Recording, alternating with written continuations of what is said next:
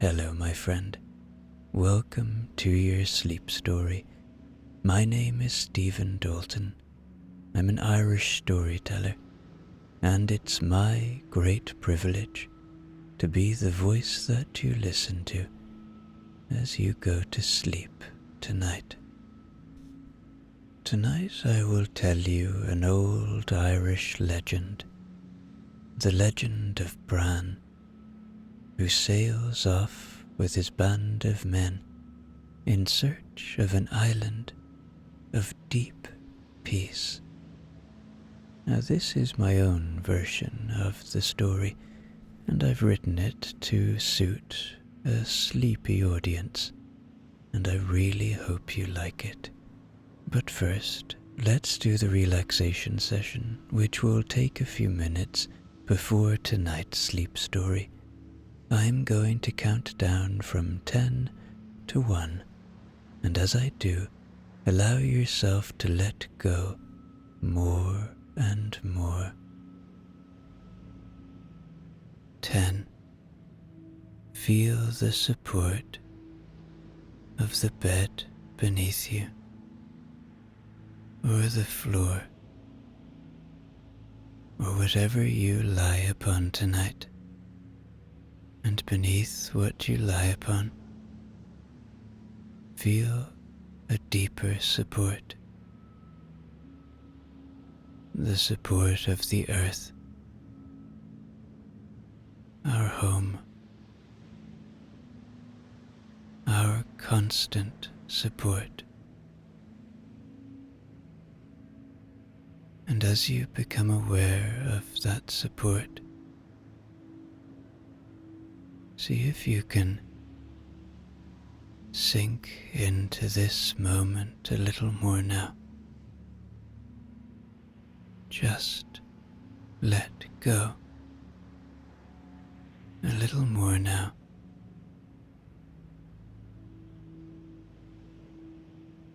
9. You are safe. Allow my voice to be an anchor of safety tonight, to be a friend, to be a gentle guide, a guide that only ever brings you to safe places, to warm and cozy places, to places that enable and support your sleep. Trust that my voice is a friend tonight.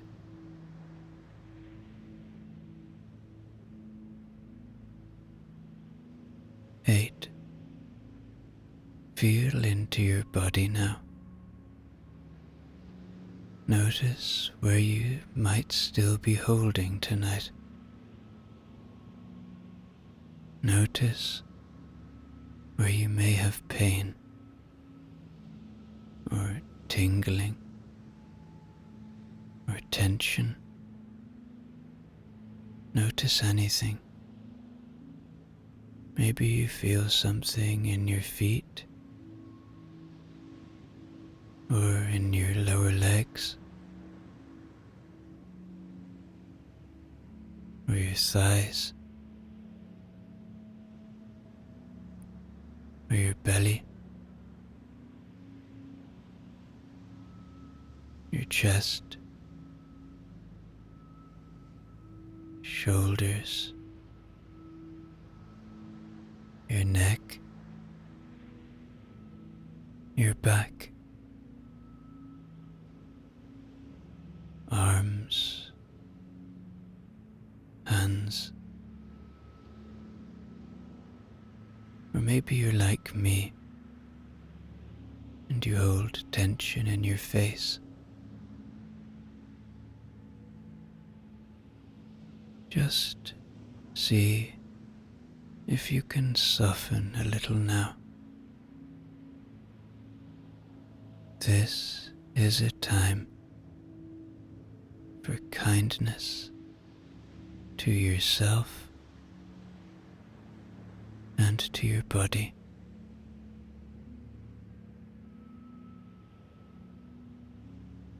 7. The day is done. Whatever has been, has been. Whatever will be, will be. But right now, all you have is this moment.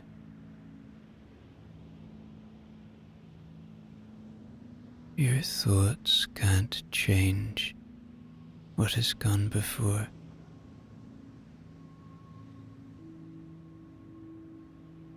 Your thoughts can't change what will come tomorrow.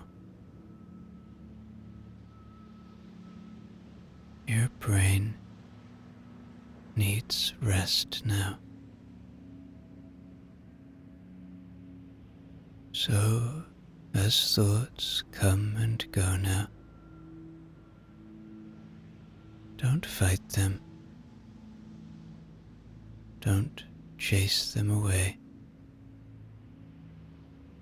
See them for what they are. Thoughts. Then just watch them go like leaves floating away on a moonlit river, or clouds passing through a starlit sky.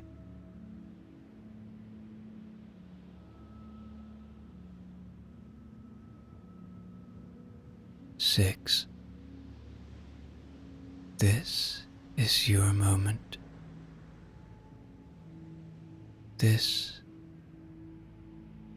is your time.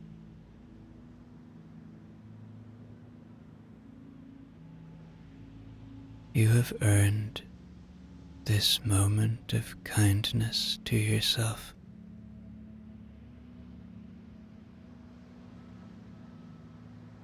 You deserve to have peace in your life. We all do. So, as you become aware of that fact, as you come to the understanding that we all deserve peace, see if you can settle into this moment a little more now, letting your body know that it's really time for rest.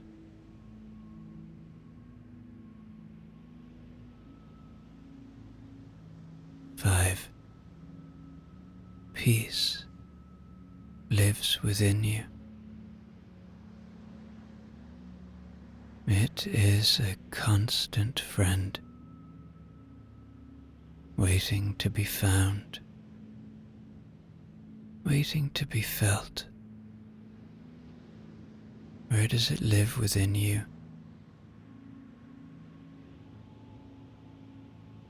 Maybe it's in your heart. Maybe it's in your head. It's up to you to find it. But I promise you it's there.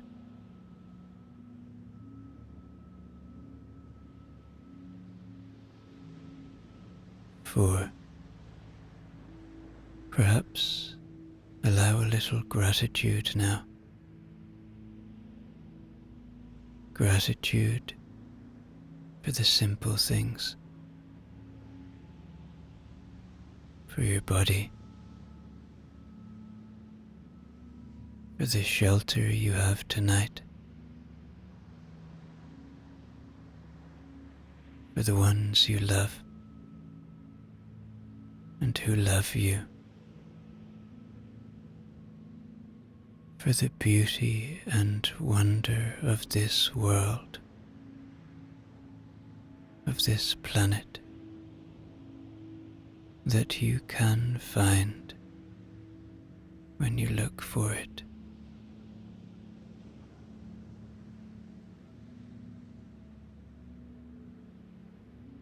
Three, begin to engage with your imagination now. Begin to see the west of Ireland, the beautiful Atlantic Ocean, the green and rocky landscape. Imagine yourself in this place, far back in time, far away from all that you know. 2. Checking in with your body one more time now. Finding the places you are holding still. And allowing yourself to give in, to allow the tension to ease away. Your body has worked hard for you today. It's time to give it rest. And 1. Completely letting go now. As I tell you tonight's sleep story. Now this is a story from the old time, from so long ago that the hills were younger then, and the sea had not yet learned all the songs it knows now. It is a quiet story, and a true one, in the way that the best of the old stories are true. And it is best heard slowly, the way honey comes off a spoon, with no hurry in it at all.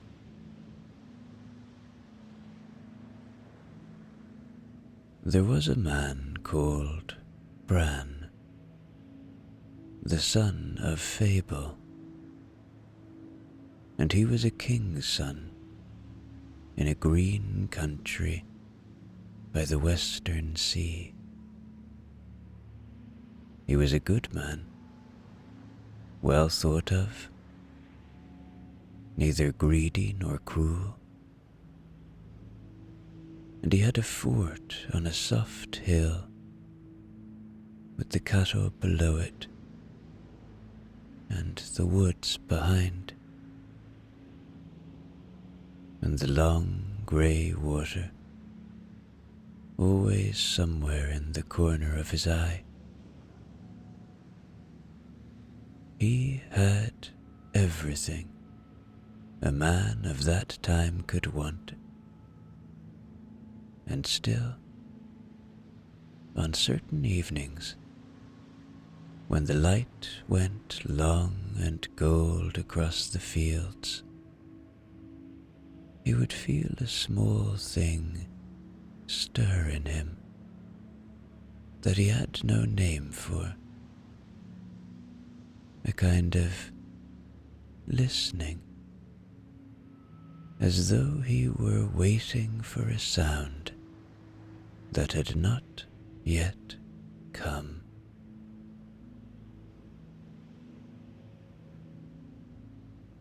He did not speak of it to anyone. A man does not speak of such things, but it was there. Now it happened one evening, at the end of a feast, that Bran walked out alone from the noise of the hall The others were merry within, and the harp was going, and there was the good smell of the fire. But Bran had a fullness in him that wanted the open air,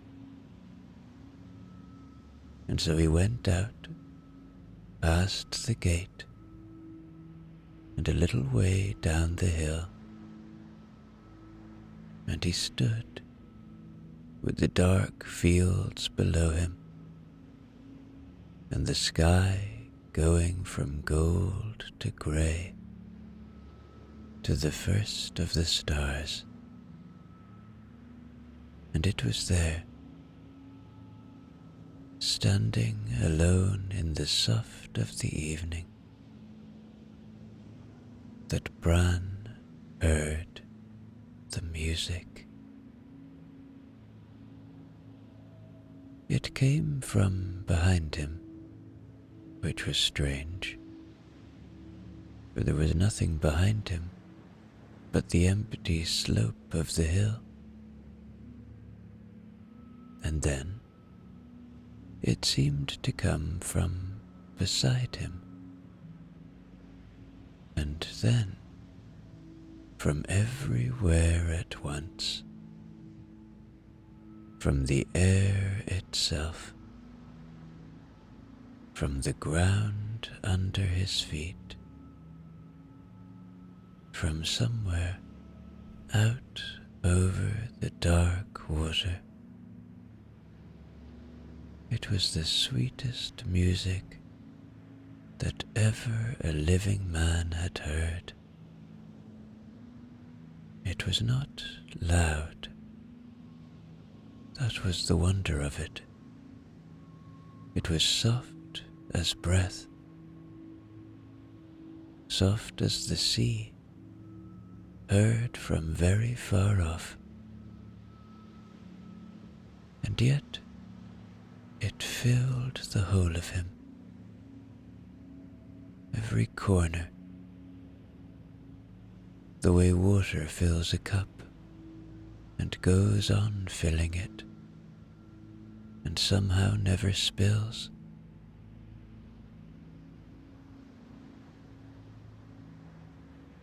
Bran stood very still and listened.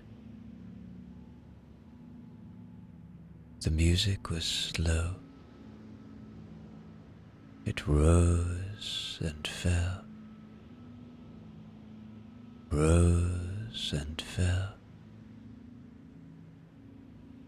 like the breathing of some great gentle thing asleep, like the long, slow swell of the sea on a calm day, when there is no wind at all, and the water only lifts and settles, lifts and settles, in no hurry to go anywhere. And the longer he listened, the heavier his own body grew,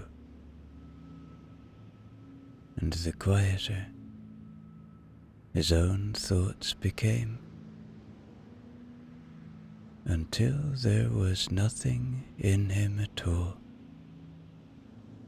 but the music and the listening.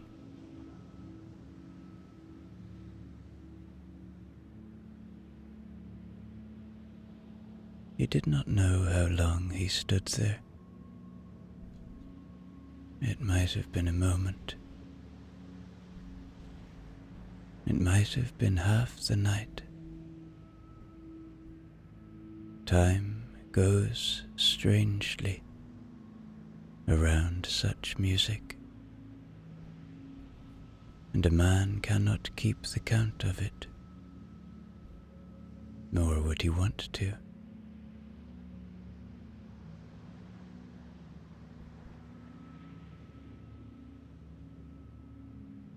And then,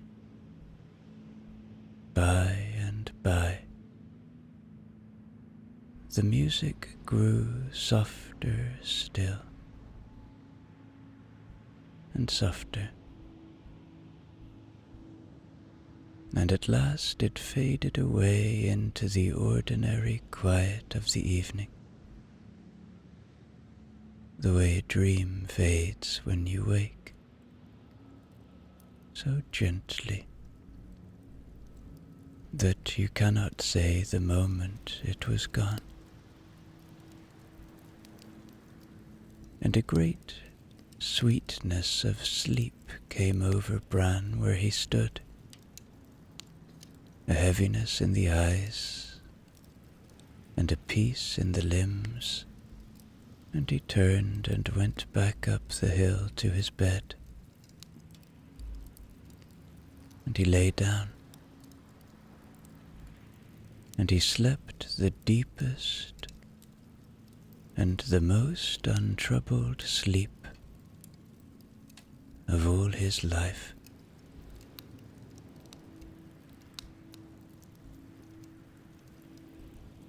When he woke,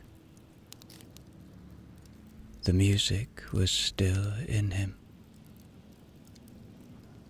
the memory of it, like a warmth left in a stone after the sun has gone. And there,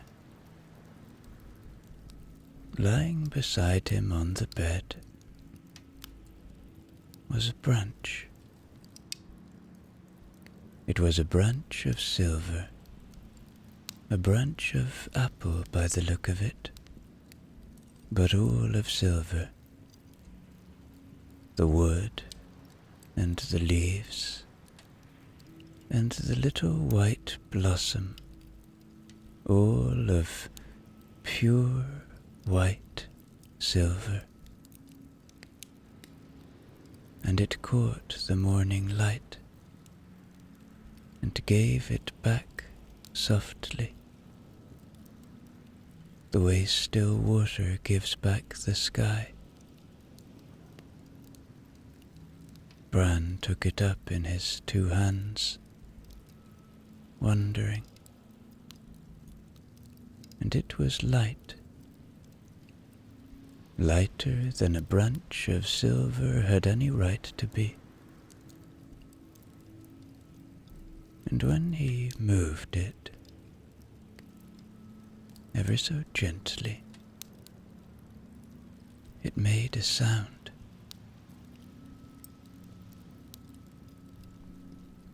It was the music, the same music,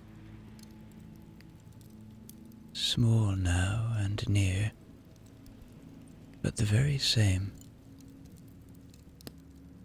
That soft, slow rise and fall,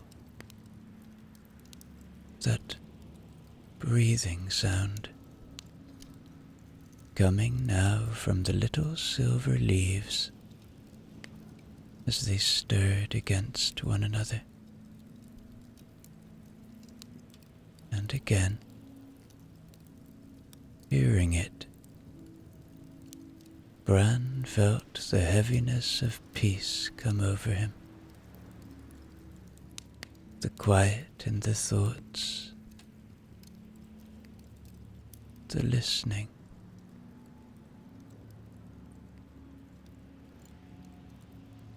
He carried the branch into his hall, and he sat in his high seat,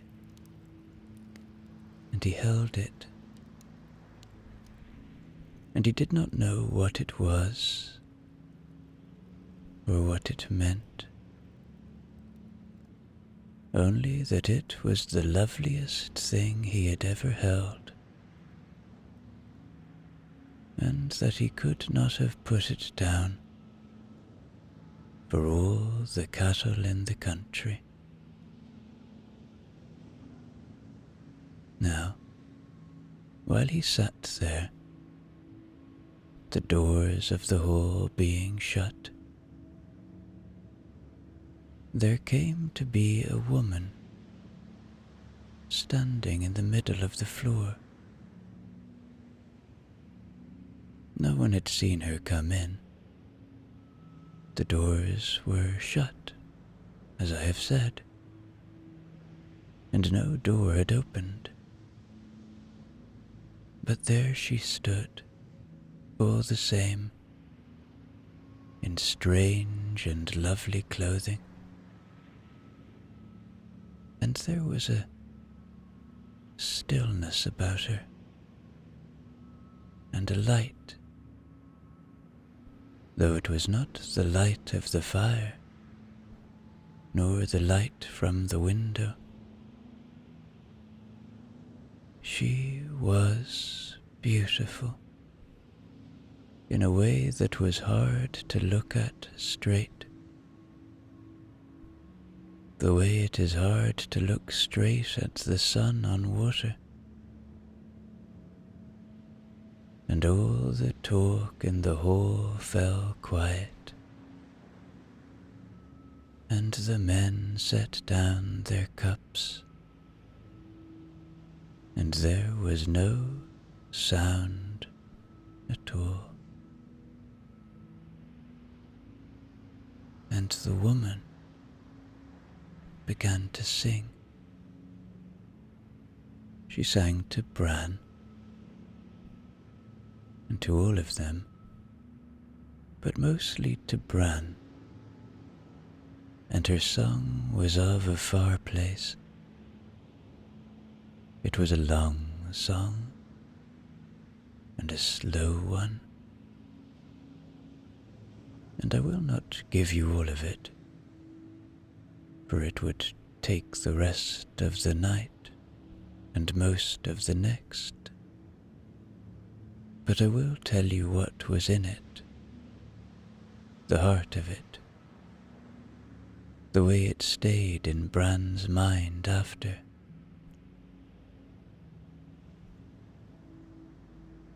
She sang of an island far out in the western sea.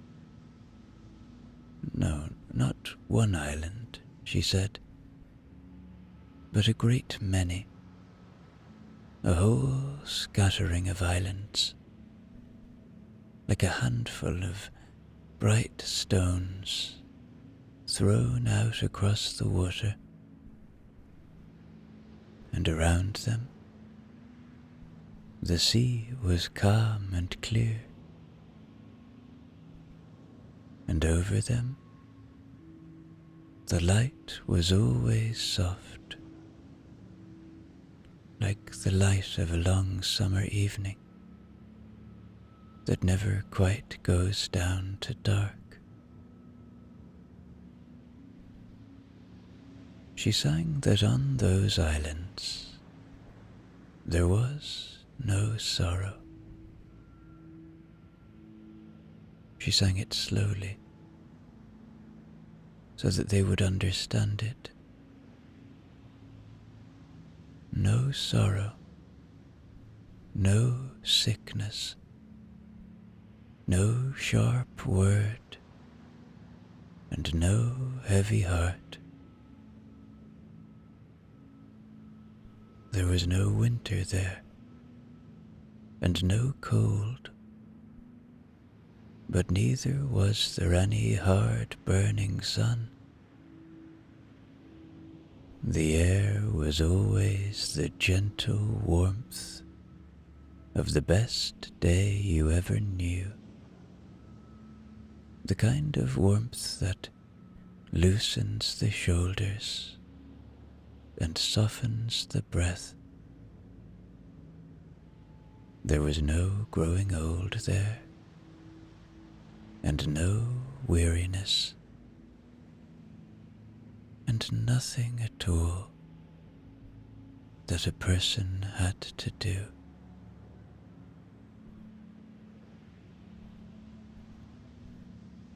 She sang of trees on those islands, of silver and of bronze, hung all over with white blossom and with sweet apples both at once, and birds in the branches of them singing the hours, not loudly, only softly, only that same slow rising and falling music that Bran had heard upon the hill. She sang of meadows running down to the sea, and the grass of them soft as fleece, and flowers in the grass of every gentle colour. She sang of clear streams over bright stones, and of the sound they made, which was a small cousin to the music. She sang of plains where the people of that country played at quiet games, and made their music, and lay in the long soft grass in the warmth, with nothing pressing on them, nothing wanting them, nowhere they had to be.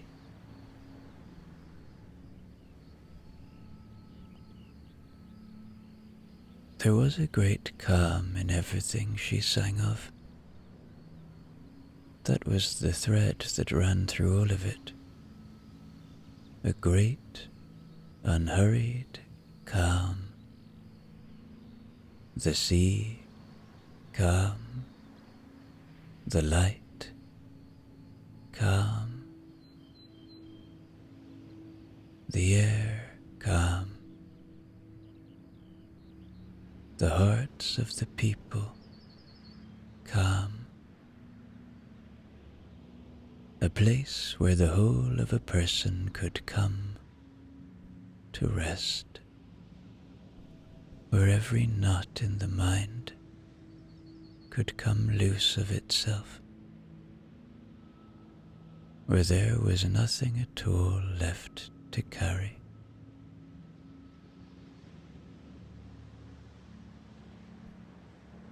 And as she sang of it, the men in the hall felt it come over them, that calm, the way the music had come over Bran upon the hill. The breath in them grew slow. The weight went out of their shoulders. The cares of the day, which a man holds so tightly, without ever knowing he holds them, began to loosen and slip away. When the song was ended, the woman stood a moment more in the quiet, and then she went to Bran, and she took from his hands the silver branch, gently, gently, and she was gone, as quietly as she had come, and the branch with her, and no door had opened, and no door had shut, but the song stayed, and the longing stayed, and Bran knew, with a knowing deeper than thought, that he must go and find that place.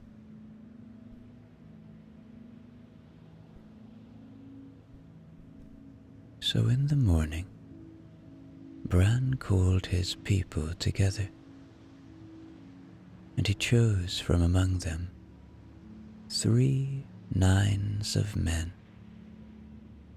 that is to say, 9 and 9 and 9, which is how they counted such things in the old time. Good men all, and steady. And he had boats made ready, and provisions put in. And on a soft grey morning, with the sea lying calm, they pushed out from the shore and set their faces to the west.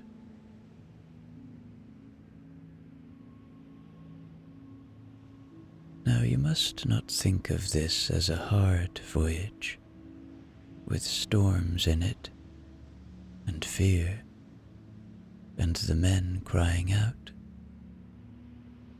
It was not that kind of a voyage at all. The sea was kind to Bran. From the first stroke of the oars, the water lay easy under them, a long, slow swell, with no anger in it, lifting the boats and setting them down, lifting and setting down, the way a mother rocks a cradle without thinking, the way the breath goes in and out of a sleeping child.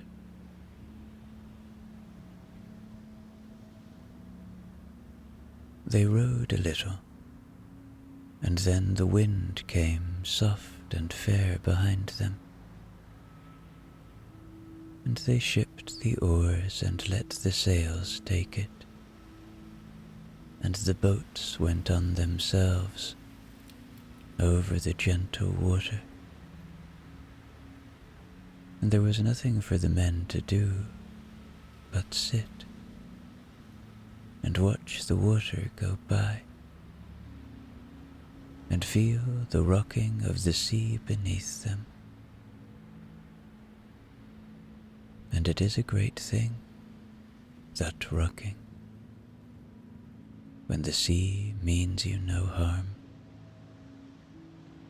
It loosens something in a person. The men who had come aboard, with their minds full of the things they had left undone at home,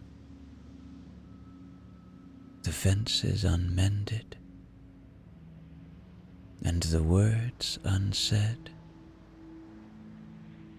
and all the small weights of a life, found those things growing lighter as they went, and further off, and at last hard to remember it all. There was only the water, and the soft grey sky, and the slow rocking, and the long line of the horizon ahead, where the sea met the light.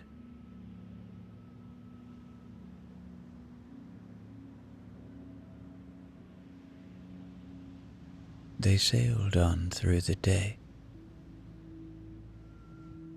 and the day was without event,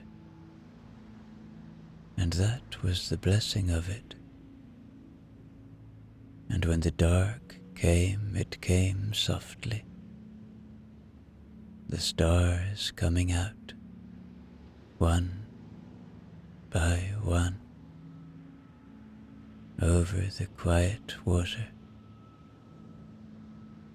and the men slept in the boats, rocked by the swell, and slept well,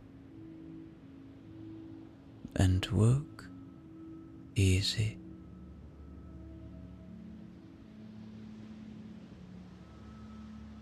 How many days they sailed, I could not rightly tell you. Time went strangely on that sea, the way it had gone strangely around the music. The days were all alike in their gentleness,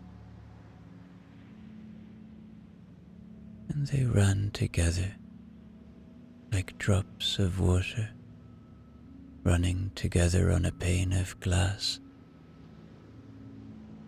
until there was no counting them, and no need to count them. The men did not hunger as men do. They did not get weary as men do. They only went on, west and west, over the long, slow breathing of the sea, deeper and deeper into the calm.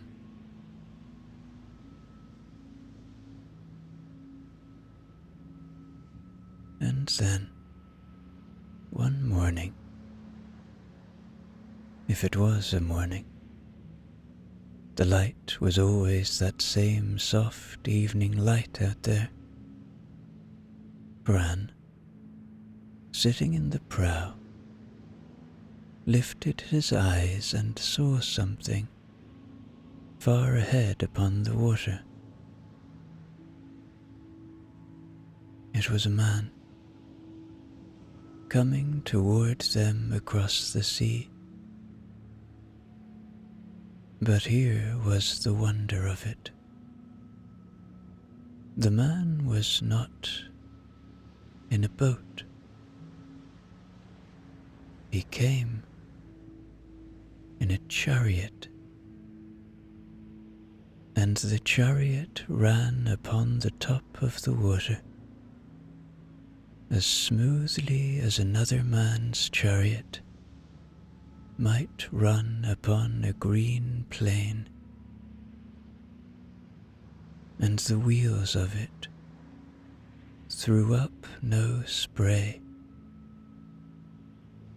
and the horses of it left no track. And over the sea he came toward them, easy and unhurried, until he was near enough to call. And he called out a greeting to Bran across the water, friendly and calm, and he named himself. And he was one of the great gentle powers of that country, out riding upon the sea in the soft of the morning, the way you or I might walk out in a meadow.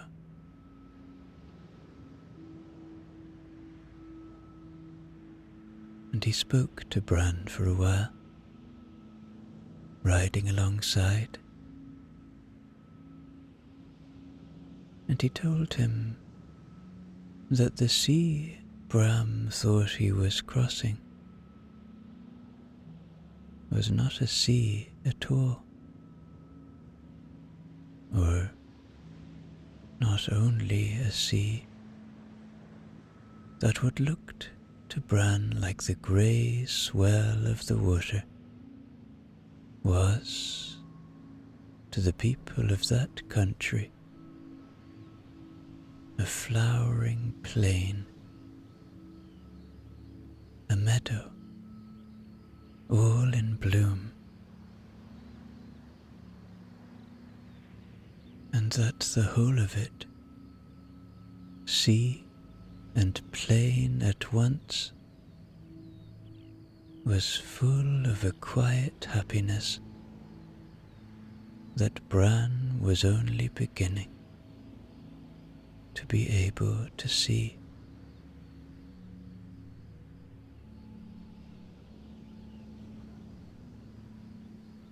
And then he told Bran that his journey was nearly at its end,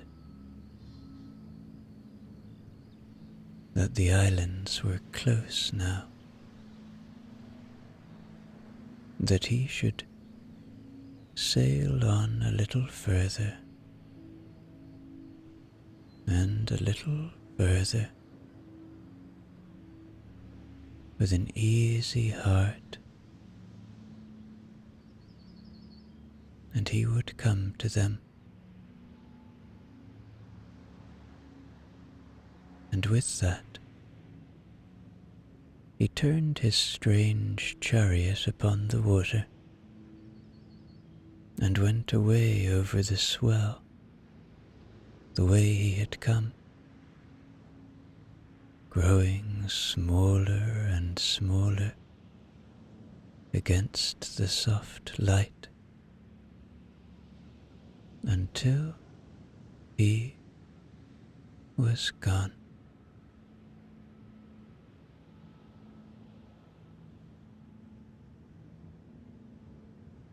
Bran and his men sailed on, and before very long there rose up out of the sea ahead of them the first of the islands. It was low and green and gentle, lying easy on the calm water, and as they came near to it, they could hear, coming out over the sea to meet them, a sound. It was the music again. It was everywhere upon that island. The soft, slow, rising and falling, coming from the trees of it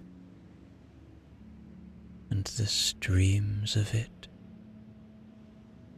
and the very air of it. And as the boats drew in toward the shore, the men felt the last of their cares fall away from them entirely,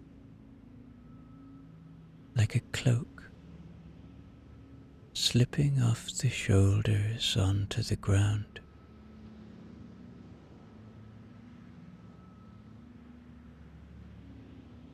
But this first island Bran did not land upon, or the stories tell it different ways, and in the way I have it, he went by it slowly, close into the shore, and looked his fill. It was an island all of laughter. The people of it stood along the green shore, and they were laughing, gently,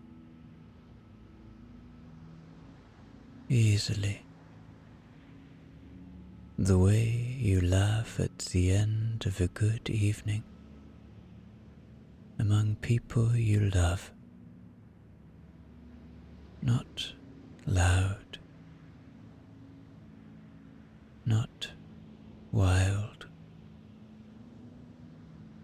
only a soft, happy laughter that had no end to it, and no sadness under it.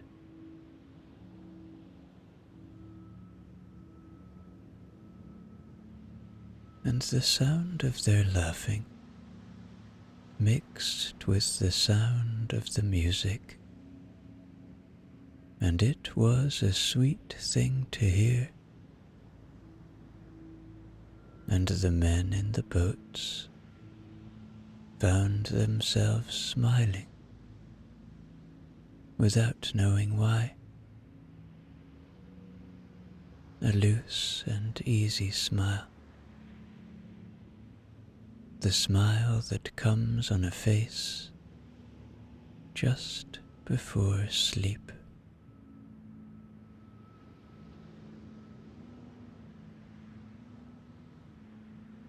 And Bran took his boats on, gently, over the calm, for he knew now there were many islands, and he wished to see them. They came to others. There was an island all of birds, where the trees stood thick with them, birds of every soft colour, and they sang together the slow music in such a way that the whole island seemed to breathe with it, rising and falling, rising and falling, and a man listening could feel his own breath go slow to match it, in and out, deep and easy. There was an island of soft meadows, where white flocks lay in the grass and did not stir, and the grass was deep, and you knew, looking at it, how it would feel to lie down in it, how it would hold you, how soft it would be against the back of your head, and how warm the gentle light would lie upon you.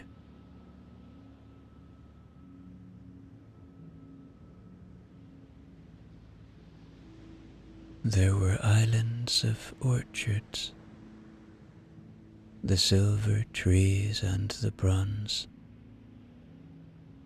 hung with the white blossom and the sweet fruit together,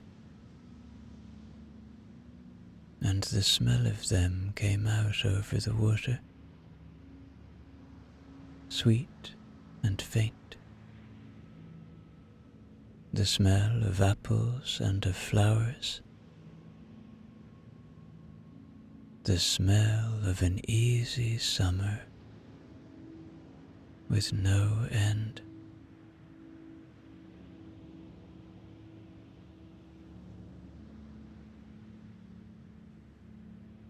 And there was one island that Bran loved above the others, and he brought the boats in close to the shore of it, and they lay there a long while upon the still water. It was an island of quiet gardens, running down to the sea, and there were people moving slowly among the gardens and lying in the warm grass, and some of them played softly upon harps and pipes, and the music they made was the same slow music, and it joined with the music of the air, so that you could not tell one from the other.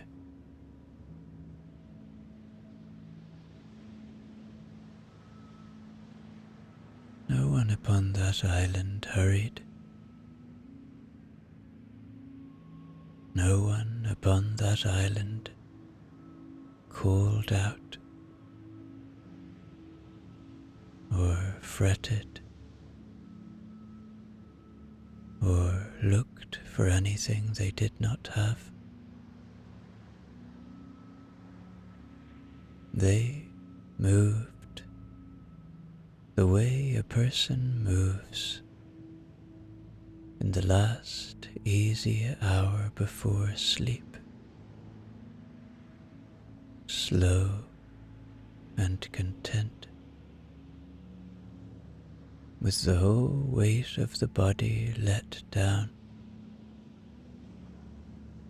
and the breath gone deep and soft. And Bran, watching them from the gentle rocking of the boat, felt his own eyes grow heavy, and his own breath grow slow, and a great peace settle over him.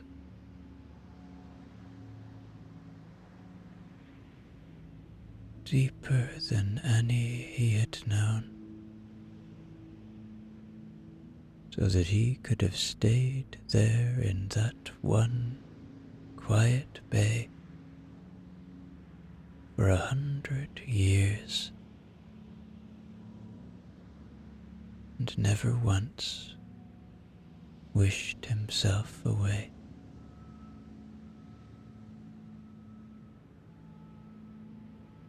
And over all of the islands lay that same soft light, the long gold light of a summer evening that never goes down to dark, the light that means the day's work is finished. There is nothing left to do but rest. And over all of them lay the calm. There was no sharp thing anywhere in that whole bright scattering of islands. There was no edge, no hard word, no hurry, no fear. There was only the gentle sea between the islands, and the soft light upon them, and the slow music in the air, and the long, deep peace of a place where sorrow had never come and never would.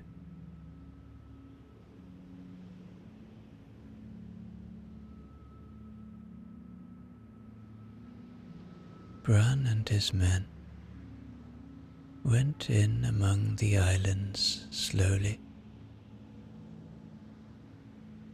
and they let the calm of that country come into them entirely, until there was no part of any one of them that was not at rest. They lay back in the boats upon the gentle swell, and the warmth lay on them, and the music went on around them, soft and slow, rising and falling like the breath of a sleeping child.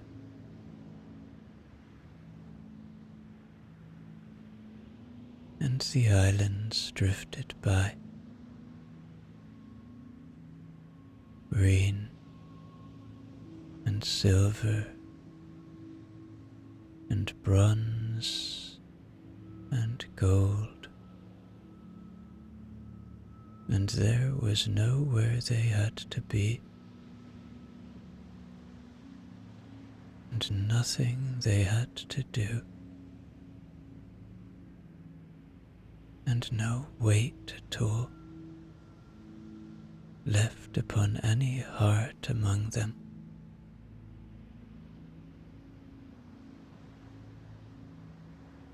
And here, in this place, I will leave them, for this is where the story wishes to rest, among the bright islands,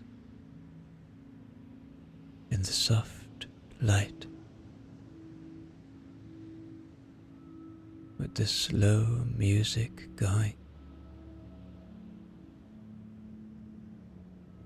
and every care let go, and every knot come loose, and the gentle sea rocking, rocking, lifting and setting down, in no hurry, in no hurry at all. Bran found the place he had been listening for all those evenings, on the soft hill at home. He found the music made into a country, and he came to rest in it, the way you are coming to rest now, sinking down into the calm of it, soft and warm and easy, with the slow sea rocking under you, and the gentle light upon you, and the music going on and on, and growing softer and softer, carrying you down all the way down into the deep and peaceful quiet the heart of the western sea.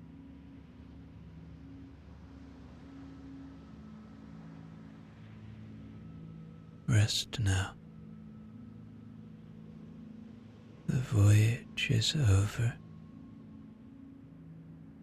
You have arrived in the gentlest of all places, and there is nothing more to do, and nowhere more to go. Only rest, only the soft light and the slow music and the long,